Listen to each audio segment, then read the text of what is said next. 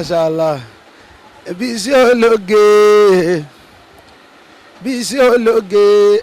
Abọ́ba aláwòrán dákun mọ́ wa ẹ nínú jẹ́. Bisi ológe.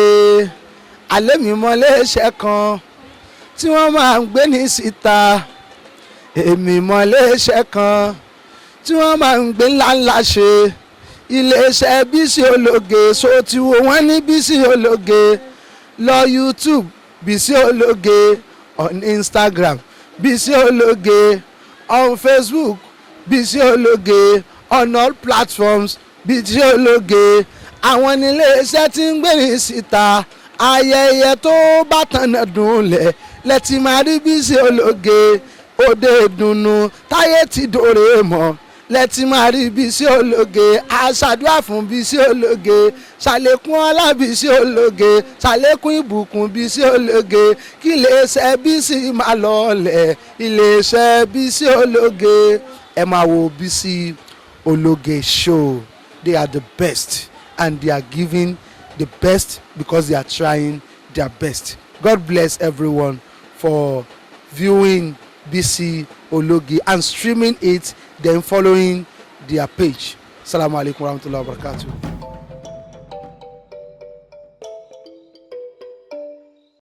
Assalamu alaikum warahmatullahi ta'ala wabarakatuh. Alhamdulillahi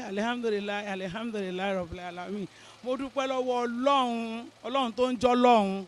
Káyé tó wà tó tún jọ́ lọ́hun gbàtà ayé tún wà tí ó tún mọ ọjọ́ lọ́hun títí láéláé. Alhamdulillahi rabbil alamin. Ọlọ́run bá tí kò fi wá sílẹ̀ tí kò yẹ kójú kó tì wá. Ọlọ́run ó ṣé o. Ọlọ́run ọba ìlékè ọlá ó ṣé o. Alhamdulillahi rabbil alamin. À ń ṣe Ramadan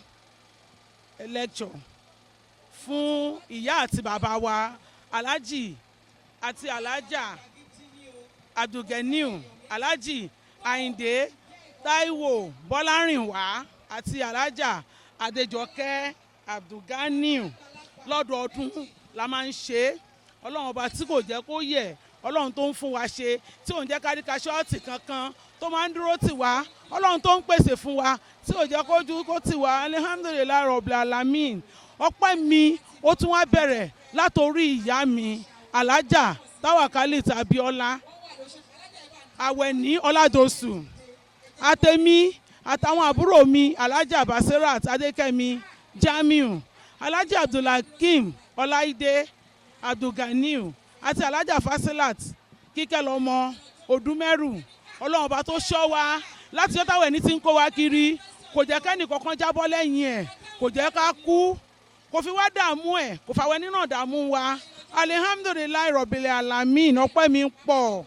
ọpẹ́ mi pọ̀. Mo wá bẹ̀ Ọlọ́run níbo Ọlọ́run ṣe ń jọ́ lọ́hun ní ààyè ẹ̀ tó ń gbé,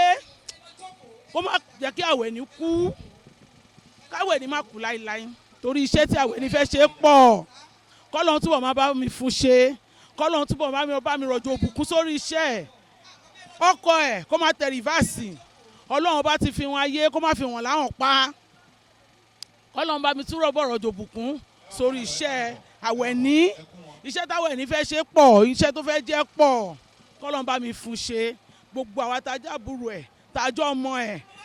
tó fẹnu bí àti tó fara bí àti gbogbo olólùfẹ́ àtẹ̀fẹ́nifẹ́re, ká pẹ́pẹ́pẹ́pẹ́ fúnra wa o, ká ìsọ má ṣe ẹnìkankan. Kọ́lọ́run má fi wá dààmú Àwẹ̀ní, kọ́lọ́run má fa Àwẹ̀ní náà dààmú wa, kó má dẹrù àrùká pẹ̀lú ògo Ọlọ́run. Mo dúpẹ́ lọ́wọ́ Ọlọ́run o, gbogbo àwọn tó wálé ní Kọ́lọ́run bá mi ṣọ́ oníkálùkù délé wọn láyọ̀ àtàlàáfíà, ká má rí aburú. Kọ́lọ́run má dẹ̀ ṣe lè ní òpin o, kó jẹ́ ká tún lè ṣe àṣe tún ṣe, kó jẹ́ ká tún lè ṣe dáadáa sí. Masha Allah bi qudratillah. Assalamu alaikum. Assalamu alaikum warahmatullahi wabarakatuh. Orúkọ mi ni Alhaji Abdulganiu Akànní Ọláyínká Quadri. Àwa fún Ramadan lecture bí a ṣe máa ń wá lọ́dọ̀ fún ìrántí Alhaji àti Alhaja Ayinde Abdulganiu àwọn Ọládọ̀sù. Alhaja wa Ọládọ̀sù ló máa ń pè wá ní ọdọọdún tí èrò sì máa ń pọ̀. Tẹ́yìn náà bá wo ẹ̀yìn ẹ̀ rí pé èrò rẹpẹtẹ lecture nítorí pé ní inú Ramadan báyìí a need láti máa gbọ́rọ̀ Ọlọ́run kó máa fi bọ́ wa yó ká fi máa gba àwẹ̀ and ẹlẹ́nkejì ni pé àdúrà ni máa ṣe fún Alájà Ọládòṣù àti àwọn ẹ̀gbọ́n àtàwọn àbúrò ẹ̀ tí wọ́n máa ń gbé ètò yìí sílẹ̀ torí tẹ́ bá wo ètò tó máa ń gbélẹ̀ tó Ọlọ́run kó ṣàánú èmi náà even mo yìí ń rò lọ́kùn ara mi wípé kí Ọlọ́run gbàdúrà èmi náà àtàwọn ọmọ mi àtàwọn ẹbí mi ká lè bá a ṣerú eléyìí ìnáwó yìí kì í ṣe ìnáwó 20 million naira ní tó máa ń pín tó máa ń há kódà eléyìí gan máa ń mú kí ọ̀pọ̀lọpọ̀ ẹlòmíì gan máa wá nítorí gbogbo alamọ bí situation of the country ṣe rí èyí tó máa ń pín dẹ̀ kọjá pé ọkàn rọra pín nǹkan kéékèèké tí àwọn tí wọ́n interview wa tán bá fi ṣe àfihàn àwọn tó ń pín ẹ̀rù abọ́máhùn ẹnu àyà ọ̀pọ̀lọpọ̀ ẹlòmíì gan tí kì í ṣe àwọn nídìí èyí ẹni tó wá ń ṣerú eléyìí kí ló tọ́ sí wọn àdúrà ló tọ́ sí àwọn ọmọ tí wọ́n wà láyé àwọn ọmọ Ọládòṣù àwọn ọmọ Alhaji Abdulganiu Ayinde àti Alájà Adéjọkẹ́ tí wọ́n máa ń gbé ètò yìí sílẹ̀ kí Ọlọ́run ọba aláàánú jùlọ kó túnbọ̀ bá tẹ́ wọn sí afẹ́fẹ́ rí kọ́lọ́n bá pa àṣìṣe wọn rẹ́ kọ́lọ́n má fìyà sàárè jẹ wọ́n kọ́lọ́n má febi sàárè pa wọ́n kọ́lọ́n má foru sàárè mú wọn kólú Allahu Fatiha bisimilahi rahman rahim kólú Allahu samad lami yalidu walamiladu walamiyakun lahukun fún àná. bákan náà ká ṣe àdúrà fún àwọn ọmọ tí wọ́n gbé ètò yìí sílẹ̀ àwọn Alájà Ọládòṣù àtàwọn àbúrò ẹ̀ àtàwọn tó kù iná àtẹ iná fún wọn kọ́lọ́n jẹ́ kí ẹ̀mí wọn kó tún bọ̀ gùn ọ̀là bisimilahi rahman rahim iná àtẹ iná kálíkà usara fasani ní rọ̀bíkà wà ní àr iná ṣáà ní haka wàlẹ̀ àbútà gbogbo àwa táwa wá náà kọ́lọ́n má fẹ́ yìí ṣàṣemọ fún gbogbo wa ọ̀làlá haúlà màláàkúwátà ẹ̀là bíláì. orúkọ mi Alájà Queen Salawa Abeni a wà ní ìlú Péjú a wá bá Alájà Tawakalitu àwẹ̀ ní Ọládòṣù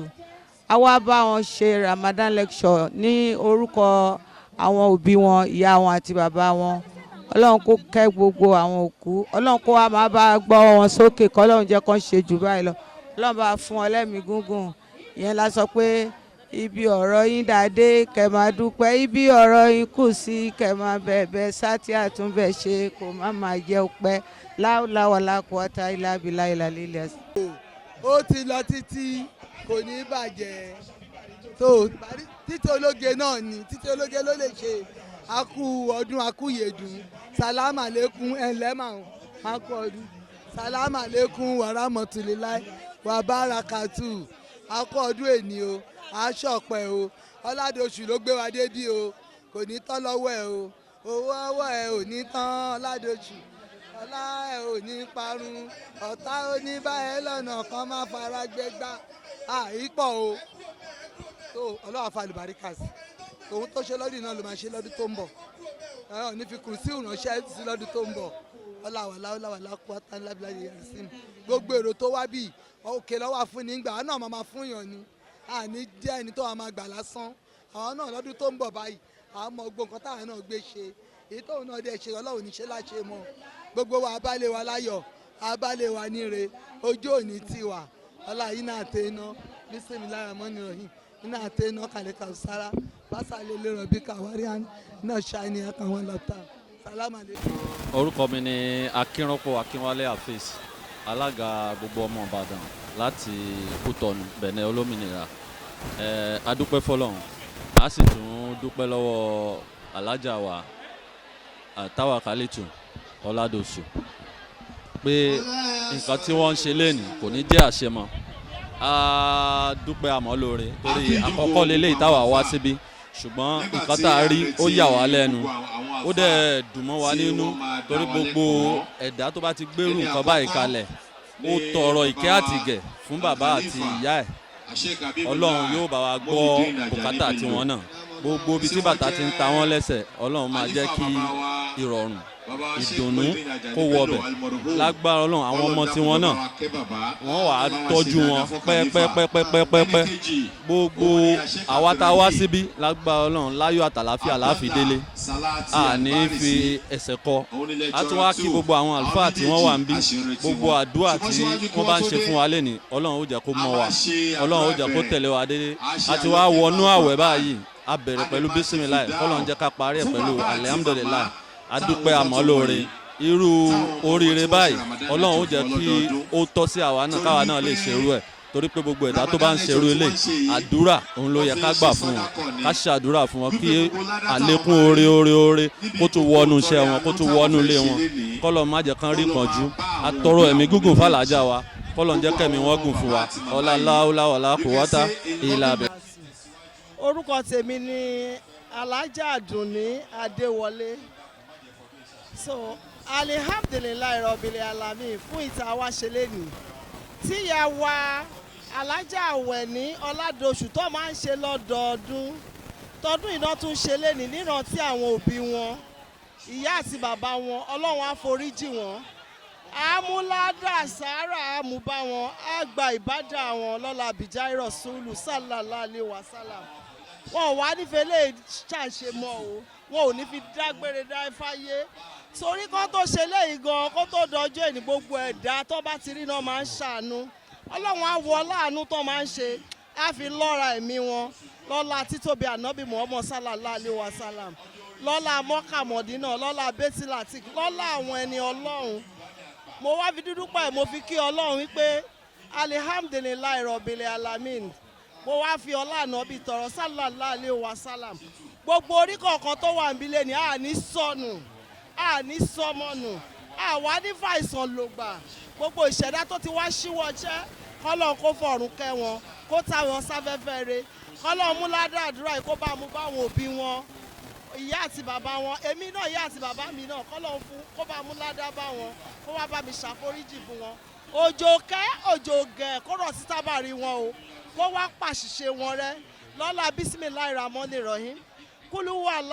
aláwù sàmọ́dì lámúyẹdínní wà lámúyẹlẹ́dí wà lámúyẹkúnlá òkúwàn ad àmín ya Allah àmín mo kí ìyá wa Ọládọ̀ṣù Àwẹ̀ní pé wàràfà náwó mọ̀káànú àlíyà wàràfà náwó mọ̀káànú àlíyà wàràfà náwó mọ̀káànú àlíyà mo wá fi inú àti ẹná tẹ̀lé sí fún wọn sórí gbogbo ẹ̀dá tó bá ti ń kéénú àti ẹná àárọ̀ wọn ọ̀sán wọn alẹ́ wọn wọ́n máa dunnú ni lórí ara wọn lórí àwọn ọmọ wọn lórí iṣẹ́ wọn bisimilahi rahmani rahim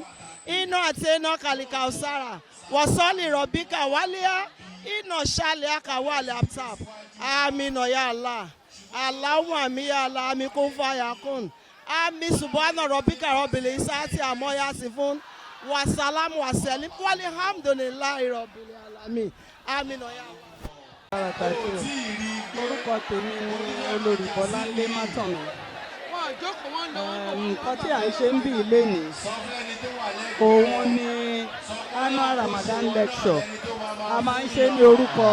bàbá wa Alhaji Ayinde Abdulgani àti Alhaja Adéjọkẹ́ Abdulgani tó ń ṣe ìyá àti bàbá fún Alhaja wa Táwàkálítù Àwẹ̀ní Ọládọ̀ṣù Ìyá Àdínì gbogbo Ìbàdàn àgbà ní àdúrà wípé ọdọọdún ni wọ́n máa ń ṣe Ọlọ́run á túbọ̀ bò wọ́n láṣìírí wọ́n á túbọ̀ máa rí ṣe ní ọdọọdún ẹsẹ̀ á máa pé Olúwa máa bò wọ́n láṣìírí Ọlọ́run á wá fún wọn ní ẹ̀mí gígùn àti àlàáfíà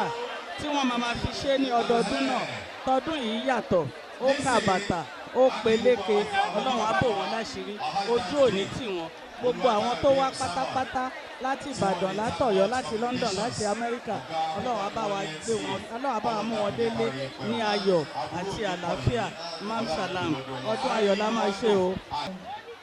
Salamu alaikum wa alaikum salam rahmatullahi barakatu. Mo kí gbogbo ẹ̀yin ọmọ ìyá mi nínú ẹ̀sìn mùsùlùmí akóǹgbẹ akóṣe ọrẹ ẹ̀mí wa tó bẹ̀rẹ̀ náà ló máa gbàjá àní kú sọ́nà bí èéfì o àní dààmú àìsàn onígbéwádé o a ti bẹ̀rẹ̀ pẹ̀lú bísímìláì a máa pa tẹ̀lẹ̀ pẹ̀lú alihamudulilayi ọlá alukurani ọlá bẹ́tìlá tẹ̀kẹ́ ọlá wíbẹ̀ jẹ́bẹ̀ tọ́lọ́hún ọlá aláwọ̀láwà lákòótá ilábìlá lílẹ̀ àṣì. mo kí ìyá wa tó gba wáàsì ìbẹ̀rẹ̀ wáàsì wa lọ́dún yìí ìyá wa táwa kálítù alájà táwa kálítù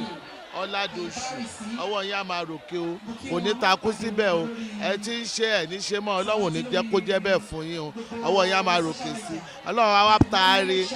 ẹ̀mí gúngún àtàláfíà á fi ta yín lọ́rẹ ọlá aláwọ̀láwà lákò àti ayélábìlá ìlílẹ̀ àṣà. a dúpẹ́ fún ọlọ́run atọrọ ìkẹ́gẹ́ fanabuwa Muhammad irú ìjókòó báyìí ìjókòó dùnú ìjókòó oríire ni ìbáṣe pé bí gbogbo àwa mùsùlùmí tó kù bá ṣe ń ṣe ní kò ní sóṣìnú Islam ẹ wo oríṣiríṣi tí wọ́n fi ṣe sàárà ẹ wo oríṣiríṣi tí wọ́n fi ṣe ẹ̀bùn fáwọn èèyàn fáwọn tí wọ́n rón jẹjẹ àwọn mọ̀ pé táwọn bá débi àwọn rón jẹjẹ alhaja wa ọládọ̀sùn Ọlọ́run bá wà pẹ̀lú wọn o alhaja tawakalitu Iya Adinni gbogbo ilẹ̀ Ìbàdàn Ọlọ́run bá wà pẹ̀lú wọn Ọlọ́run bá dó tì wọn àwọn àlùfáà wa tí wọ́n ṣe wáàsí fún wa fọdílàtú Sheikh Abdulrahim Albarizi asọ́láàtì ọlọ́mọṣẹ́ bá gbàdúrà wọn sí wọ́n ṣe wáàsí náà ẹ̀mí oníkálukú gbọ́n tó ká kọ́lé wáàsí wọn ni pé kí ló kù lẹ́yìn tí yẹn bá kú wọ́n jẹ́ kó ṣàlàyé fún wa pé ogun tálájà ń ṣe yìí náà ni ó kù lẹ́yìn ìgbà tí yẹn bá kú ní tó kù fáwọn òkú wọn náà ni tí wọ́n ń jẹ wọ́n ló kọ ẹlòmíì dispatch ní í ṣe lọ́run ọlọ́run má jẹ́ kó kù wá wọn náà tí ó ṣe dispatch o orúkọ tèmi ni Adam Mudassiru Seru Salam ọlọ́run mọ́ṣá gbàdúrà ẹnì kankan wọ́n mọ́ṣá wà pẹ̀lú wa wala hawla wala quwwata illa billahi al-ali Bisi ológe iléeṣẹ́ wọn ní dàrú yóò máa lòkè sí ni wala warafa'nahu makana aliyya wala subhana rabbika رب العزة عما يصفون وسلام على المرسلين والحمد لله رب العالمين صلوا على النبي الكريم صلى الله عليه وسلم.